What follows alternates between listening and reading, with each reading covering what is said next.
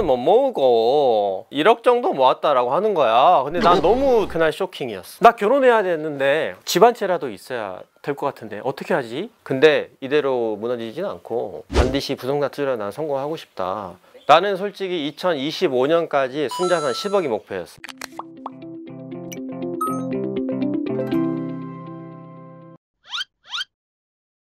안녕, 반가워. 나는 부터린치라고 해. 부터린치의 뜻은 부타는 피터린치, 월가의 전설적인 투자자 피터린치처럼 부동산 투자도 잘 해보겠다라는 그런 의미에서 지었어. 어릴 때 자가에서 지내본 적이 없어. 우리 어머니, 아버지도 집을 소유해 본 적이 한 번도 없었기 때문에 나는 돈을 벌어가지고 반드시 내 집을 먼저 좀 사야겠다, 부자가 되고 싶은 욕심이 어릴 때부터 계속 있었던 것 같아. 내가 정말 좋아하는 형님이 있었는데 그 형님이 증권회사 입사를, 그 형님한테 나름대로 고급 정보, 태양광, 신재생에너지 이쪽이 너무 좋다라고 해서 아무런 기업 분석, 재무구조 파악하지 않고 시원하게 마이너스 대출 5천만 원 받고 8천만 원을 주식 투자에 쉬운 말로 몰빵을 했어. 1년 반 지나니까 한 회사는 상장 폐지, 결과적으로는 8천만 원을 거의 다 날렸지. 대출을 받았다는 거야. 그러니까 전형적으로 레버리지를 잘못 일으킨 투자지. 준비되지 않은 투자. 그 형님이 이제 또 앵그리버드, 그때 한창 유행했던 앵그리버드 이제 굿즈나 의류 사업에 투자를 하신다는 거야. 아, 형님, 내가 주식 투자로 손해본 거 만회를 한번 하고 싶다. 어떻게 하면 되냐? 계좌를 보내주더라고.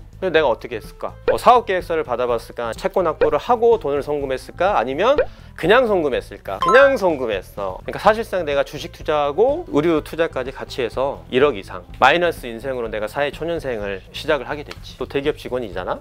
급여가 넉넉하다 보니까 체감이 안 됐던 거야. 이게 가장 심각한 문제였거든. 원금은 그대로 1억이라는 빚이 있는데 이자만 한 달에 30, 40만 원만 계속 갚는 거야. 그럼 나머지 돈으로 계속 이제 카드 값을 쓰는 거지. 그러니까 소비할 때 어떤 마인드였냐면 10시, 11시까지 야근도 했어. 회사에서 고생을 했기 때문에 이것을 써도 된다. 호텔 식사 같은 것도 분기에 한 번 정도 해도 된다. 1년에 한두 번 해외여행 가도 된다. 보상 심리가 컸던 것 같아. 전혀 저축의 개념도 없었고 돈도 모이질 않았던 거지. 지금 이제 대구 사는 부캐릭터 이름이 서진 아빠라는 친구가 있는데, 근데 나하고 이제 입사 동기거든. 근데 그 친구도 나하고 비슷한 시기에 결혼을 한다는 거야. 어우, 잘 됐다. 너 얼마 모았냐? 근데 나는 사실상 모은 게 없다 라고 했더니 그 친구가 하는 말이 많이는 못 모으고 1억 정도 모았다라고 하는 거야. 근데 난 너무 그날 쇼킹이었어. 같은 회사 다니고 같은 급여를 받는데 누구는 1억을 모으고 누구는 마이너스 인생을 살았던 거지. 나는 뭐 하는 사람이 너무 한심한 거야. 내가 나 결혼해야 되는데 집 한 채라도 있어야 될 것 같은데 어떻게 하지? 이제 생각이 드는 거야.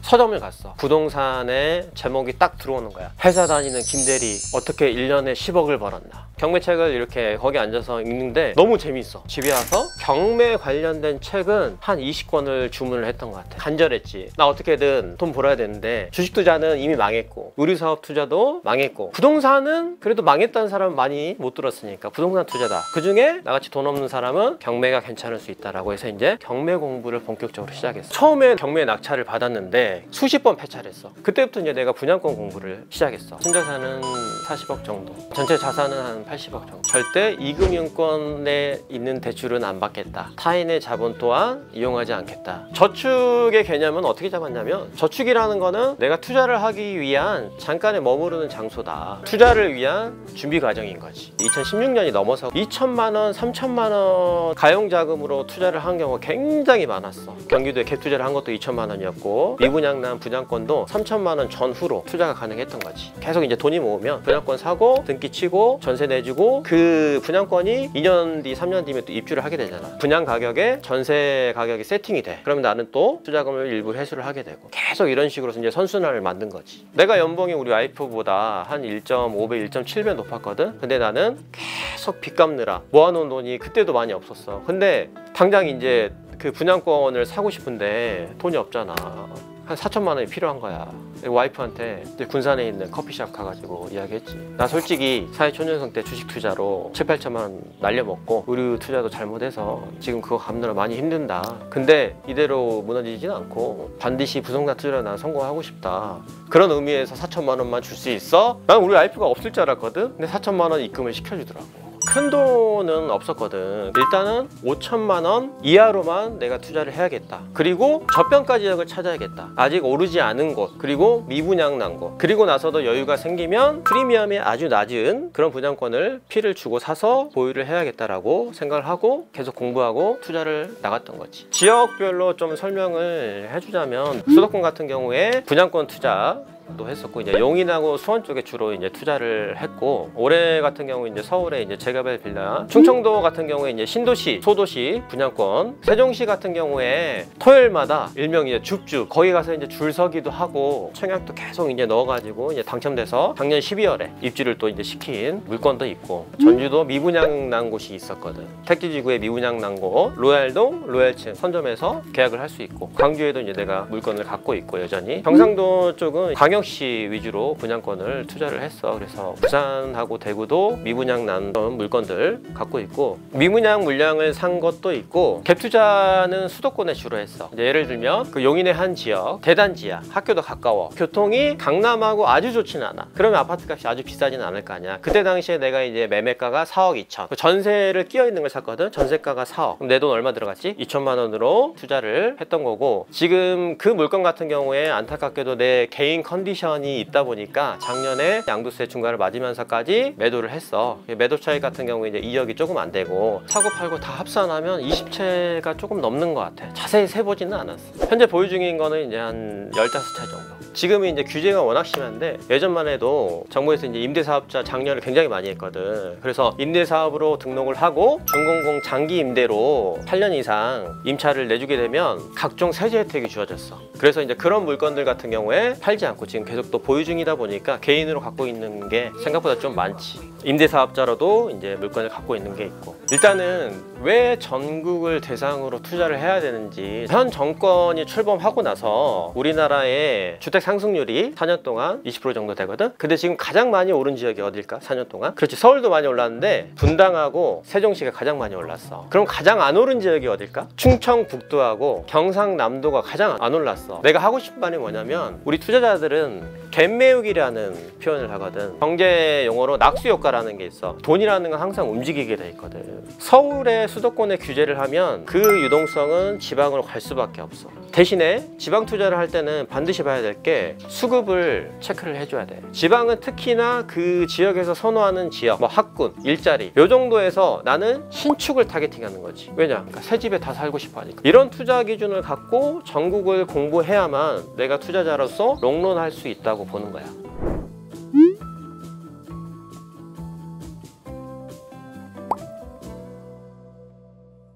내가 이제 2013년에 첫 투자를 시작을 하고 나서 한 2, 3년 동안 공부는 했는데 투자 성과는 굉장히 미약했거든. 근데 2016년 하반기에 이런 생각을 했어. 대체 이 주택시장이라는 건 언제까지 올라갈까? 이 부동산이라는 건 언제까지 올라갈까? 2025년에서 2027년이 총 인구 정점이라는데 그때부터 내리막인가? 이런 생각을 많이 했거든. 그러면서 그때 읽었던 책들이 인플레이션 관련된 책이야. 인플레이션이란 뭔가? 그러면서 찾아봤던 자료가 영국과 미국, 그리고 우리나라 부동산 가격 지수가 있어. 주택 가격 지수. 1900년대부터 2000년대까지 그래프 지수가 있는데 어떻게 흘러갈 것 같아? 굴곡이 있는 우상향이야. 내가 하고 싶은 말은, 부동산이 올라가는 것도 있지만 사실은 나는 화폐 가치가 내려간다라는 말을 해주고 싶어. 결국엔 화폐 가치가 내려가기 때문에 부동산은 안정적인 자산이겠구나 라는 생각을, 그 투자 마인드를 나는 처음에 잡았어. 항상 우상향은 사실은 없어. 그래서 그 부친 과정 속에서 내가 투자 마인드를 확실히 갖고 있냐, 학습이 돼 있냐, 이게 일시적인 하락이냐 대세 하락이냐, 그러면 물건의 포트폴리오는 조정을 해야 되거든. 그래서 투자자는 항상 끊임없이 공부하고 학습해야 되는 거야. 올해 지금 주식 투자로 일부 돌리고 그렇게는 하고 있지만 여전히 부동산 자산이 이제 90% 이상 유지를 하고 있고, 추가적으로 생각하는 부분은 내가 이제 현금 흐름이 아직 좀 약하다 보니까 2025년까지는 내 포트폴리오에 한 그래도 20% 30% 정도는 한국 주식, 미국 주식 같이 좀 이제 배당 수익까지 현금 흐름 만들려고 생각 중이야. 일단은 나는 맞벌이를 하고 있었기 때문에 근로소득으로 인한 현금 흐름은 나쁘진 않았잖아. 그래서 나는 이제 차익형 투자에 전형적으로 집중을 한 스타일이거든. 심한 하락기가 오면 현금 흐름이 준비되어 있는 사람과 돼 있지 않은 사람은 거기서 또 갈릴 수밖에 없거든.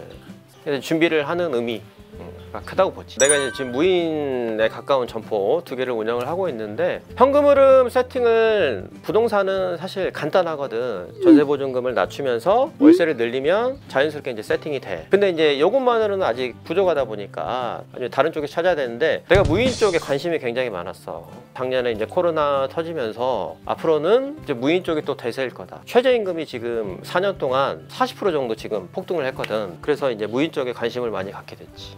프리미엄 독서실을 인수를 했거든. 프리미엄 독서실은 아무래도 뭐 인건비부터 해서 비용이 많이 들어가. 내실은 프리미엄 독서실인데 외형은 스터디 카페를 접목을 시킨 거야. 무슨 말이냐면 결제 같은 경우에도 좌석 지정도 키오스크로 할 수 있는 무인 시스템을 도입을 시킨 거고, 수익 같은 경우 순이익 500만 원.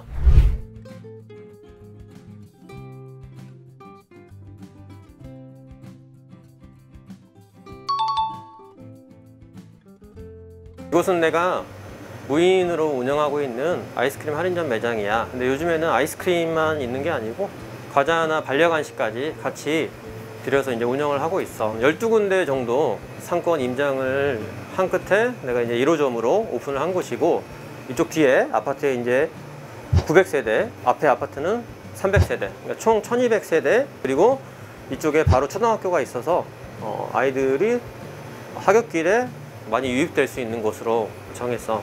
그래서 여기 수익 구조는 매출액의 대략은 한 30%, 5월달에 1000만 원의 매출을 올렸다 그러면 300만 원 정도 나한테 이제 들어오고, 거기에서 월세 차감, 관리비, 전기세 차감해서 이제 가져가는 구조. 보통은 한 150만 원 정도. 이게 많이 나올 때는 700인데 항상 보수적으로 좀 봐야 되니까 500이라고 보는 게 난 맞을 것 같아요.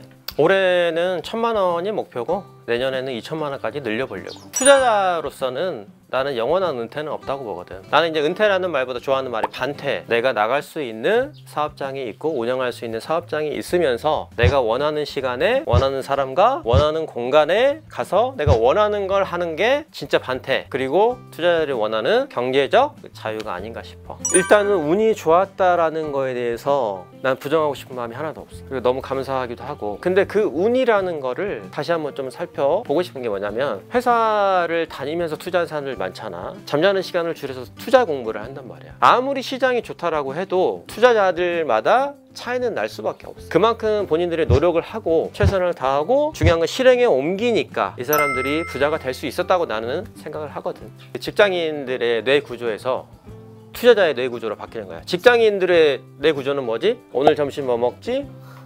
언제 끝나지? 주말에 뭐 하지? 투자자의 뇌 구조? 오늘 어떤 공부하지? 빨리 가서 뭐 해야 되는데? 주말에 어디 임장 가지? 뇌 구조 자체를 바꿔야 돼. 형님, 선배님, 반테라이프 어떠세요? 너무 좋다. 그러면서 나는 꼭 하는 이야기가 있어. 회사 다니기 힘들어요. 직장생활 너무 힘들어요. 그러면 질문을 하지. 당장 그만두면 대안이 있냐? 현금 흐름이 있냐? 준비된 자산이 있냐? 그게 아니라면 근로시간에는 직장인 최선을 다하고, 단 근로시간이 끝나면 불가피한 모임과 약속은 최대한 자제를 하고 나만의 장소에서 학습을 하라 이거지. 나도 지금의 상황에 대해서 게임의 룰이 많이 바뀌었어. 지금 이제 중과도 많아지고 쉽지 않지만, 쉽지 않다고 생각하면 나의 뇌는 거기서 모든 행동들을 다 맡게 돼. 투자 공부 자체도 안 하게 돼. 그러니까 생각을 바꿔야 돼. 지금 당장 쉽지 않는 건 맞아. 그렇다고 내가 손을 놓고 있을 수는 없잖아. 준비가 돼 있는 사람은 나중에 기회가 왔을 때 잡을 수가 있거든. 그러니까 절대 포기하지 말고 멘토도 찾을 수 있고 주변의 투자 동료들도 분명히 찾을 수 있거든. 기회는 여전히 존재해. 투자자들은 규제가 되지 않는 곳을 쫓아다니고 있거든. 예를 들어서 공시지가 1억 미만의 주택 같은 경우에 취득세 중과 해제 1% 정도의 취득을 할 수가 있고, 아니면 이제 재개발 관련된 물건들도 중과가 안 되는 부분이 있고, 근린상가 찾아서 경매를 좀 찾아보는 경우가 있거든. 그래서 방향을 너무 한쪽으로만 보지 않고 여러 군데에 편견을 좀 버리고 오픈마인드로 이루고 싶은 꿈이 몇 개가 있거든. 첫 번째는 세계 일주 정말 꼭 한번 해보고 싶고, 두 번째는 최근에 몇 년 동안에 굉장히 놀라운 좀 일들이 많이 있었잖아. 그래서 나는 그걸 좀 베풀고 싶더라고. 유니세프, 굿네이버스, 세이브 칠드런에 이제 정기 후원을 몇 년 전부터 좀 하고 있어. 그래서 2030년까지 난민 구호 기금 $100만 모아보고 싶어.